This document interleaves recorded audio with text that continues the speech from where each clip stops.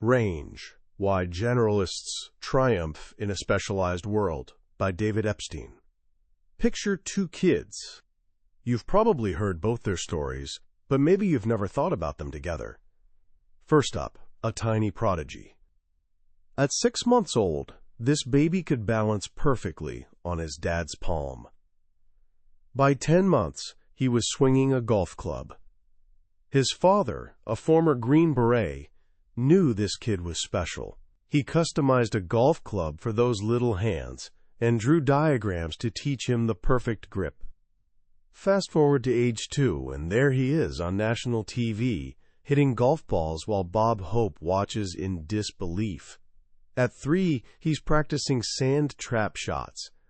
By 4, his dad drops him off at golf courses for 8-hour stretches.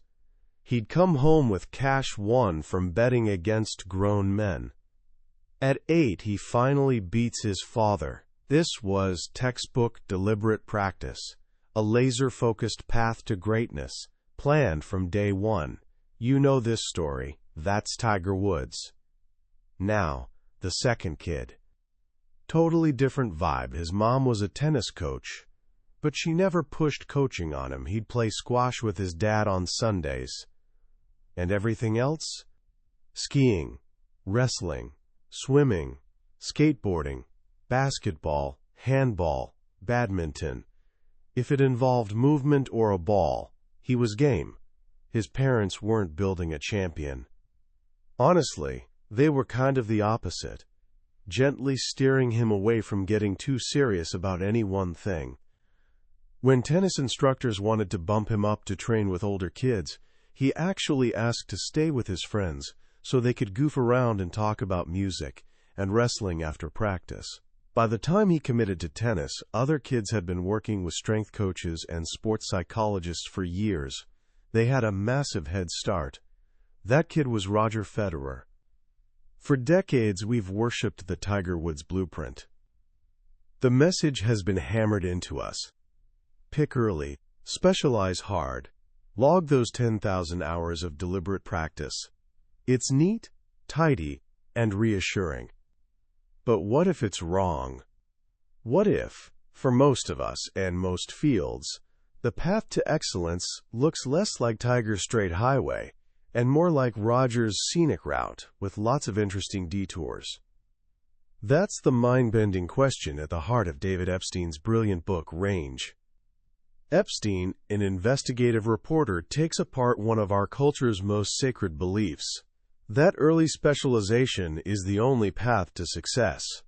He shows us that in our increasingly complex world, it's actually the generalists, the curious wanderers, the late bloomers, the career changers, who are positioned to thrive.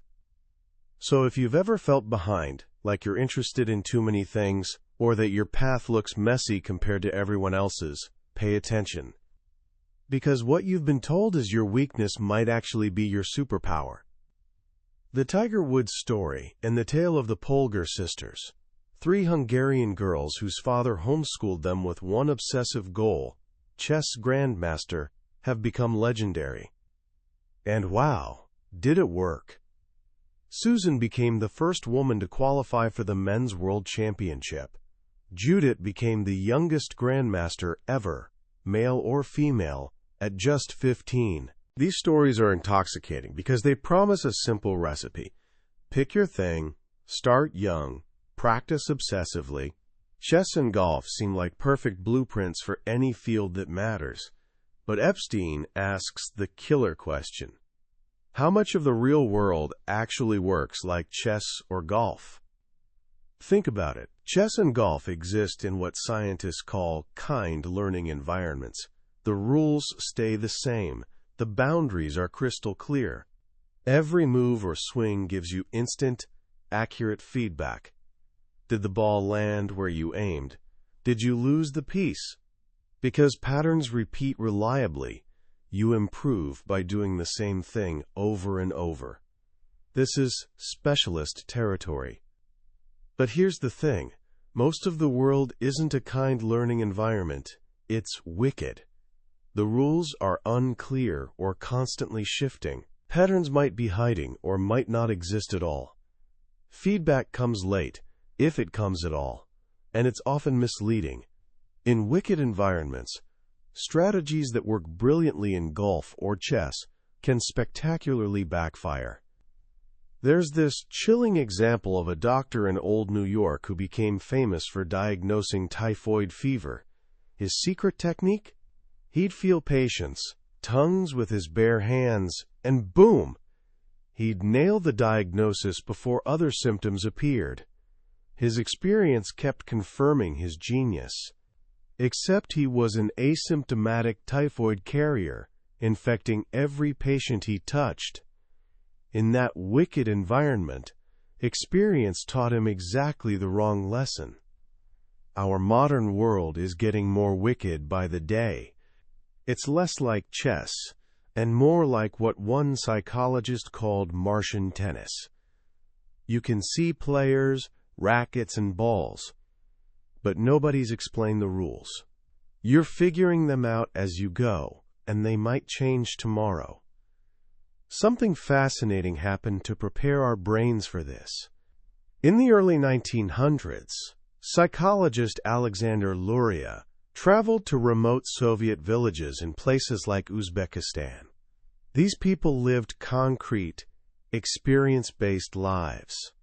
When Luria showed them pictures of a hammer, saw, log, and hatchet, then asked which didn't belong, they were confused. "They all go together," one said. "You need those tools to work on the log."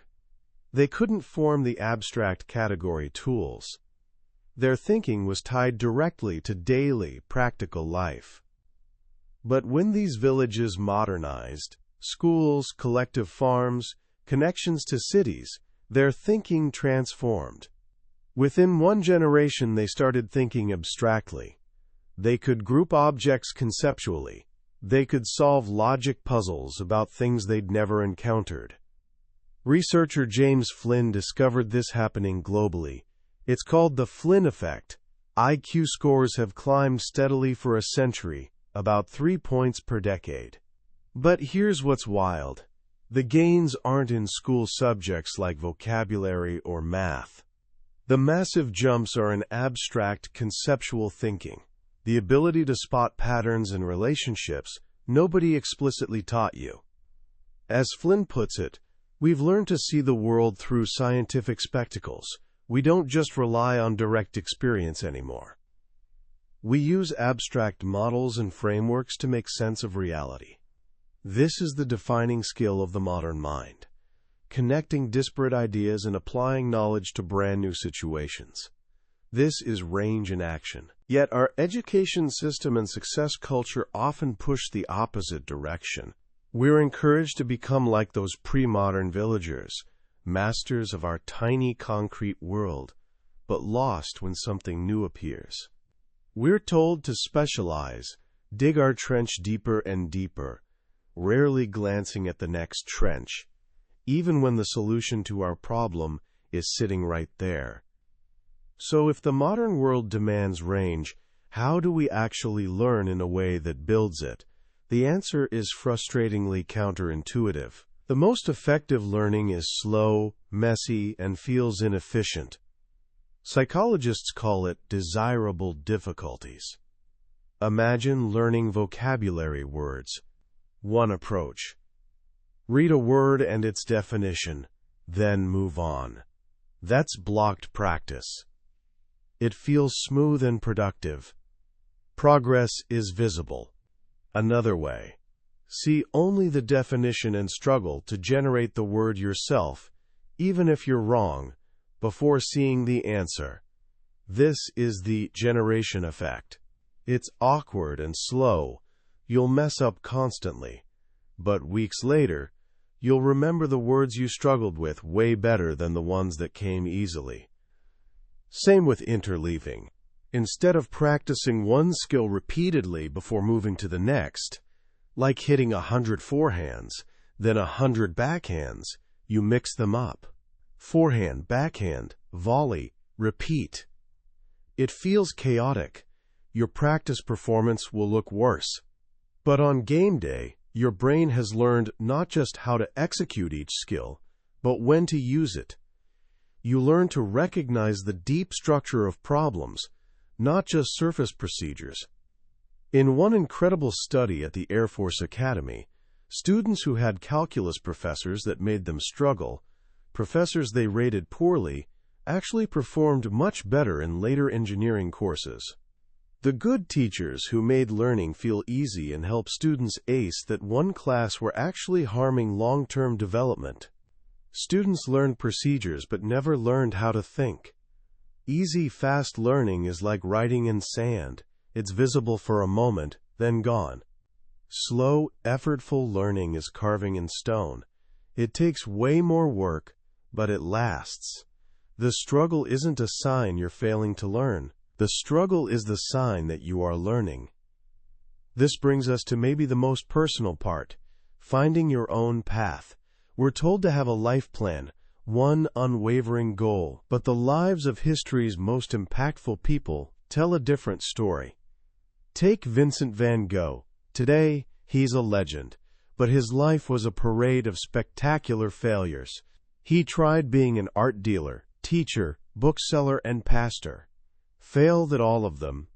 At 27, broke and directionless, he finally returned to drawing, a childhood hobby he'd abandoned because he was terrible at it. People told him he was no artist and he'd started too late. He bounced between artistic styles. One week, realistic figures obsessed him. Next week, only landscapes mattered. One year, he declared true art was only black and gray. The next, he exploded into vibrant color. Constant experimentation. Constant failure. Only in his last few years did all those failures and experiments synthesize into the revolutionary style that changed art forever. If he died at 34 instead of 37, he'd be a footnote. His late start and wandering path weren't obstacles. They were the source of his genius. Van Gogh's journey exemplifies what economists call the search for match quality, how well your work fits who you actually are. Turns out, we're terrible at predicting this up front. One study compared English and Scottish university systems. English students specialized early, before college. Scottish students sampled various subjects for 2 years. The result? English graduates, who specialized early, were far more likely to completely switch careers after starting work. Less time to explore meant more mistakes choosing their path. The Scots, who started behind, ended up with better match quality and quickly caught up in earnings. The most important learning wasn't about subject matter. It was about themselves. This challenges our modern obsession with grit. Angela Duckworth's research on grit, passion, and perseverance is genuinely important. Sticking with difficult things is hugely valuable. But Epstein makes a crucial distinction. Sometimes quitting isn't weakness, it's growth. It's the courage to admit bad fit and change course. Look at West Point. Getting through the brutal first summer beast barracks takes incredible grit. Yet the Army has a puzzling problem. About half of West Point graduates leave the military as soon as their 5-year commitment ends. These are some of the grittiest people on earth. Did they suddenly lose perseverance? No. They spent their 20s learning about themselves and the world, and realized better matches existed. They weren't quitting. They were optimizing for match quality. So how do you find this match quality? Organizational behavior expert Herminia Ibarra offers advice that flips conventional wisdom. We're told, first think, then act. Introspect. Find your passion. Make a grand plan. Then execute. Ibarra's research on successful career changers shows the opposite. We learn who we are by doing, not thinking. Her advice, first act, then think. Don't try answering the paralyzing question, what is my one true passion? Instead, ask smaller, testable questions. Which possible self should I explore now? What small experiment can I run? Be a scientist of yourself. Take a class. Volunteer for a weekend project. Grab coffee with someone in an intriguing field. Low-stakes tests. Instead of plan and implement, adopt, test, and learn. Like Van Gogh, you discover who you are in practice, not theory. This is the power of short-term planning. It's what successful people actually do. Phil Knight, Nike's co-founder, didn't envision a global empire. He just wanted to stay involved in sports after realizing he wasn't good enough to go pro. He took one small step, then another, learning and pivoting along the way. He wasn't working backward from a goal. He was working forward from promising situations. Once you embrace range and experimentation, you notice a hidden power everywhere, the outsider advantage. When problems are truly difficult and novel, an expert's deep knowledge can become tunnel vision. They're stuck in familiar patterns. But an outsider, a generalist, sees the problem with fresh eyes. This is the entire premise behind Innocentive, spun out of pharmaceutical giant Eli Lilly. They posed brutally difficult scientific problems that stumped their world-class specialists, offering cash rewards to anyone who can solve them. The results are stunning. Solutions repeatedly come from people in completely different fields. One memorable story involves the 1989 Exxon Valdez oil spill. For years, pumping thick, cold, sludgy oil from recovery barges stumped oil industry experts. The problem got posted on Innocentive. The winning solution came from chemist John Davis. But he didn't use chemistry. He remembered briefly helping a friend years earlier with construction. He'd seen a concrete vibrator, a metal rod that shakes concrete to prevent hardening. Eureka moment. He realized attaching concrete vibrators to oil barge sides would liquefy the sludge, just like concrete. Cheap, simple, brilliant. It came from connecting two totally unrelated domains. Experts were stuck in their box. Davis wasn't even in the same building. This outsider advantage isn't just for big problems, it's a creative philosophy. Gunpei Yokoi, legendary designer behind Nintendo's Game Boy, wasn't a cutting-edge engineer. He called himself a tinkerer, hired only because Nintendo couldn't attract top graduates. His philosophy: lateral thinking with withered technology. He took old, cheap, well-understood technology everyone else abandoned and found new, playful uses for it. When the Game Boy launched in 1989, it was technologically pathetic. Competitors had color screens and faster processors. Game Boy had a tiny, blurry green and gray screen. But it was cheap, nearly indestructible, and the battery lasted days. It crushed the competition, selling over 118 million units. Yokoi wasn't trying to be the best. He was trying to be different. He stepped away from the specialization arms race and created a new category. The stories of John Davis and Gunpei Yokoi teach powerful lessons about problem solving. But there's a darker side to specialization, a danger that emerges when we get too attached to our tools. Psychologist Carl Weick studied wilderness firefighters, elite crews like smoke jumpers. He noticed a strange, tragic pattern in fires where crews were overrun. Often, firefighters who died were found still clutching heavy tools, chainsaws, axes, shovels. Their crew bosses screamed to drop tools and run, but many couldn't. One survivor of the deadly 1994 Storm King mountain fire recalled running for his life, then irrationally stopping to find a safe place for his chainsaw so it wouldn't burn. To a firefighter, tools are identity. Dropping them is like admitting you're no longer a firefighter, an existential crisis. Under immense pressure, Weick found, Experienced professionals don't rise to the occasion. They regress to overlearned behaviors. They cling to familiar tools, even when those tools are literally weighing them down. This is exactly what happened in the tragic 1986 Challenger disaster. The night before launch, engineers from contractor Morton Thiokol warned that cold temperatures could cause O-ring failures in rocket boosters, but they couldn't prove it with hard quantitative data. Engineer Roger Federer testified later, "I was asked to quantify my concerns, and I said I couldn't, but I did say I knew that it was away from goodness."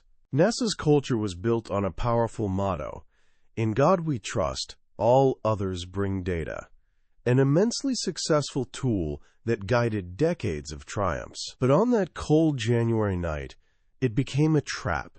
Faced with novel uncertainty, managers couldn't accept non-quantitative arguments. It didn't fit their process.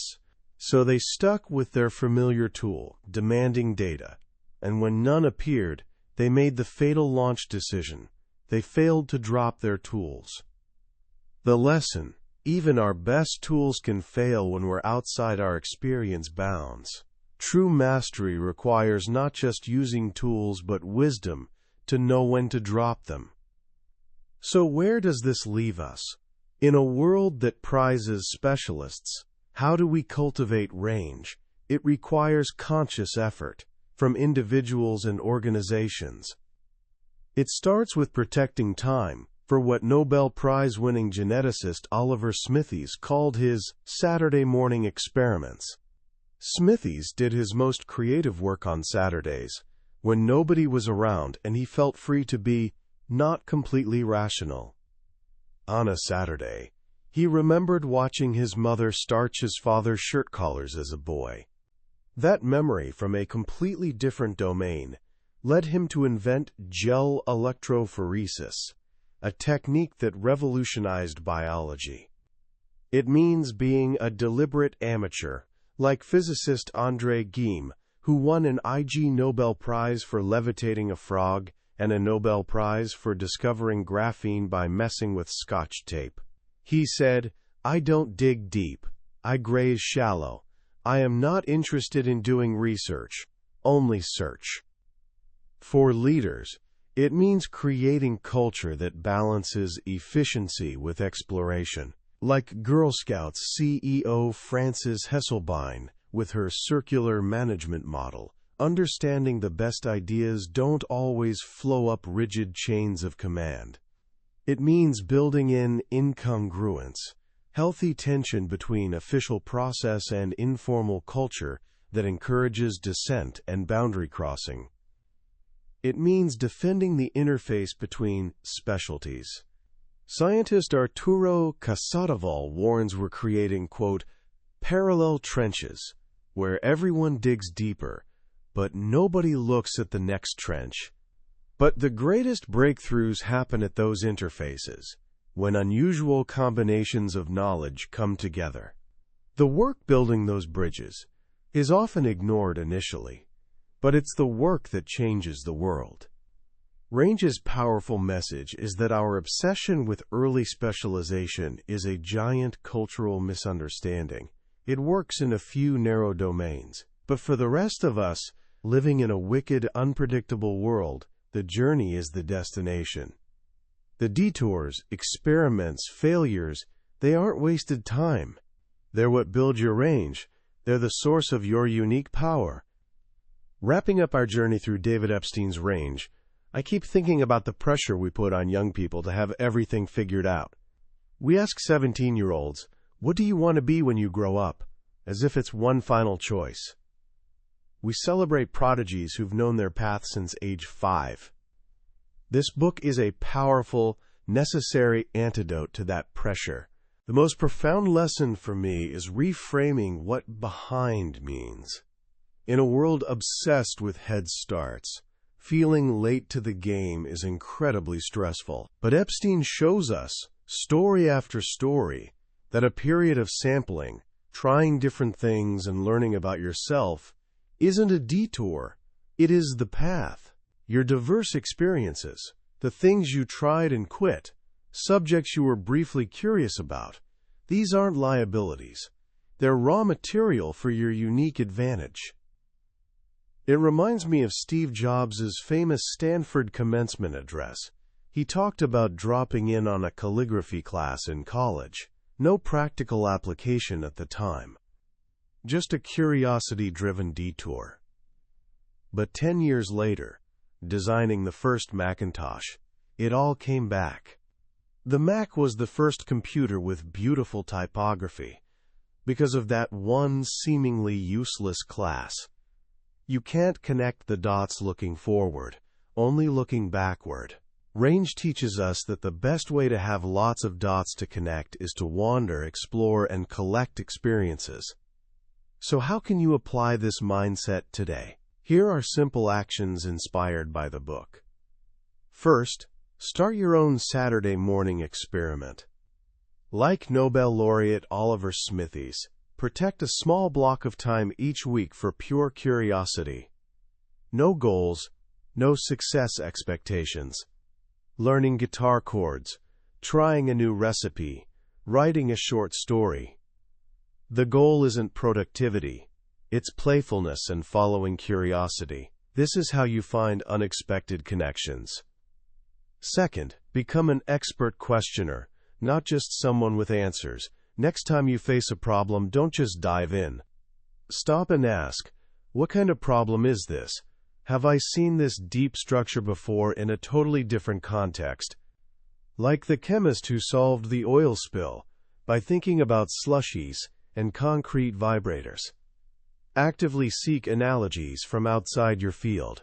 Read a book or watch a documentary on something you know nothing about, hunting for metaphors and models you can apply to your life.